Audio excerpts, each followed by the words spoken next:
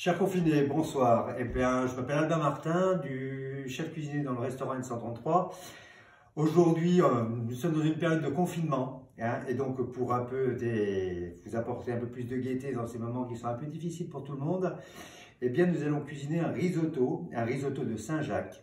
Donc, on va passer par des étapes un peu suivantes. La première étape, c'est effectivement l'hygiène. Donc, l'hygiène, en ce moment de confinement, est très importante. Donc, il faut bien vous désinfecter les mains, bien désinfecter vos légumes et avant de commencer toute pratique de plat. Pour réaliser le risotto, eh bien, il vous faut simplement un riz rond qu'il faut utiliser. Et ensuite, vous avez également des oignons. Alors, avant tout, commencez par les oignons que vous mettez avec un peu de beurre, que vous laissez légèrement suer.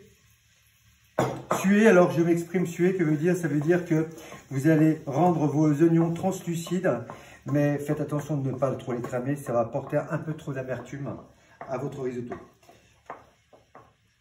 Lorsque vos oignons sont translucides, vous rajoutez votre riz, que vous remuez également. Vous faites légèrement cuire en surface, qu'ils s'imprègnent bien de vos oignons et du beurre. Et vous mettrez un verre de vin blanc que vous laisserez évaporer tout l'alcool, jusqu'à l'évaporation de l'alcool.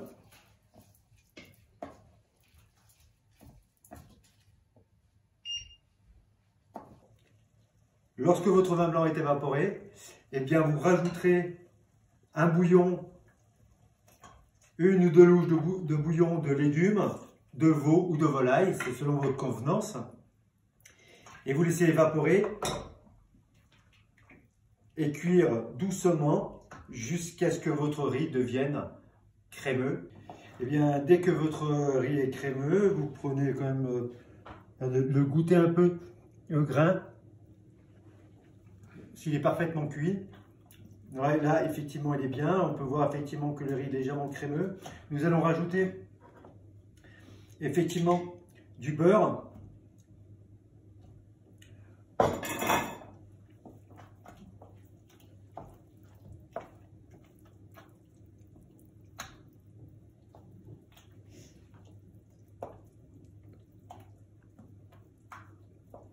Et dès que ce beurre est bien fondu, vous pouvez utiliser du parmesan râpé ou bien râper du parmesan.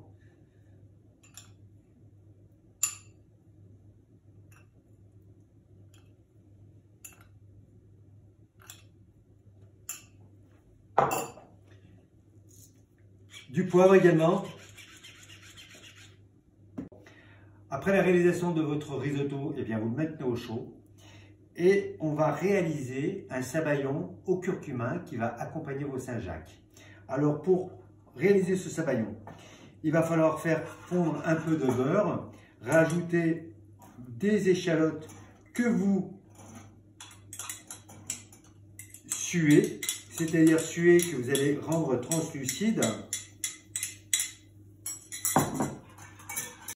Lorsque vos oignons sont sués, c'est-à-dire translucides, eh bien, vous prenez du citron pour apporter un peu de corps à votre sauce. Vous pressez. Alors, si vous n'avez pas de presse-agrumes, vous voyez, vous avez une technique. Vous coupez votre citron en deux et avec une fourchette, vous venez presser l'intérieur pour en extraire le jus. Après la réalisation effectivement du citron pressé, vous allez clarifier un œuf, c'est-à-dire que vous allez séparer le blanc et le jaune. Vous intégrez le jaune dans votre sauce, que vous remuez bien. Et hors du feu, vous mélangez car autrement le jaune peut cuire rapidement.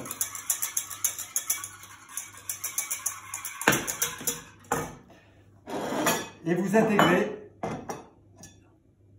des petites parcelles de beurre.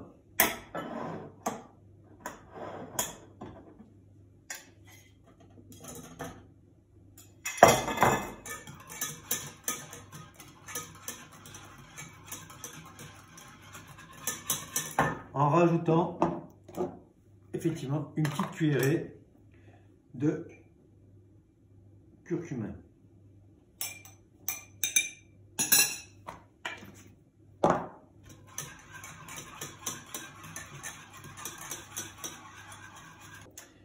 Après la réalisation de votre sabayon au curcuma, eh bien vous réservez au chaud. Et nous allons entamer par la cuisson effectivement des Saint-Jacques. Alors ce seront des Saint-Jacques légèrement snackés, je veux dire légèrement avec un peu d'huile d'olive et aux environs de 2-3 minutes, pas plus. Voilà.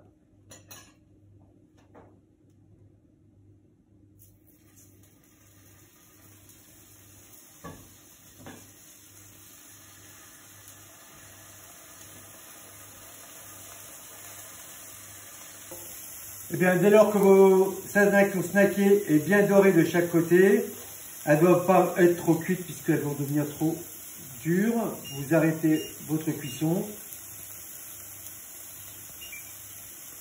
et vous dressez votre plat. Dès lors que vous avez fini le dressage de votre risotto avec votre Saint-Jacques, vous rajoutez une petite cuillère de sabayon sur vos Saint-Jacques.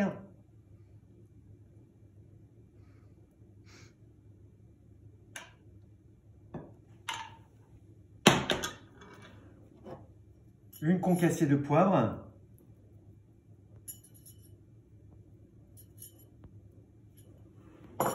un peu de sel de Guérande, fleur de sel évidemment,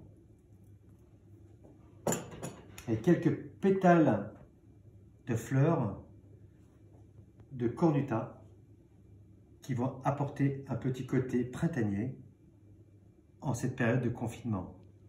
Évidemment, ce plat, vous pouvez le préparer également avec des asperges, puisqu'on est en pleine période, et des produits de saison. Je vous souhaite un très bon appétit, je vous souhaite un très bon confinement et prenez soin de vous. À très bientôt.